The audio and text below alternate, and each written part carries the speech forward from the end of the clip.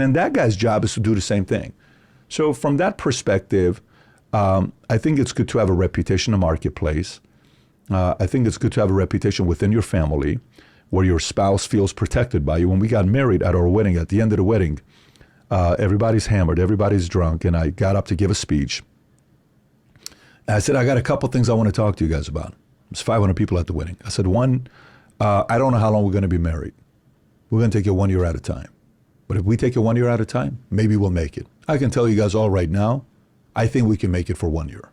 Every year we've taken it 1 year at a time. We're at the 14th year. We just crossed 14th year, okay?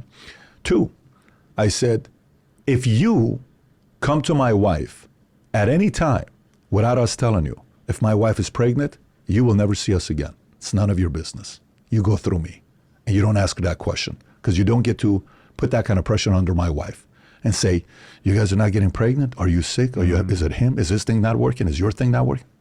Don't ask me that question because you'll never see us. And I have some levity while I'm saying this where it's not like I'm being a drill sergeant talking to everybody, right. But it's a way of managing expectation where my wife feels safe to know, you know what, we're going to be okay. I think if you ask that from the man's standpoint, there's an element to it as a husband. There's an element to it as a father. There's an element to it as a son to protect your father. There's an element to it as a brother to make sure nobody messes with your siblings.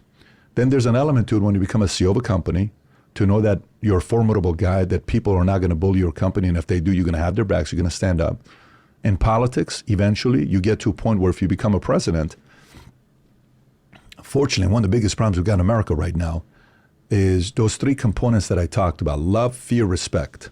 Love, fear, respect. If a father has all those three, you're a trifecta.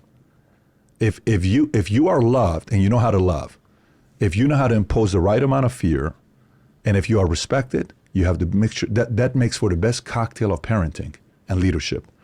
As a president,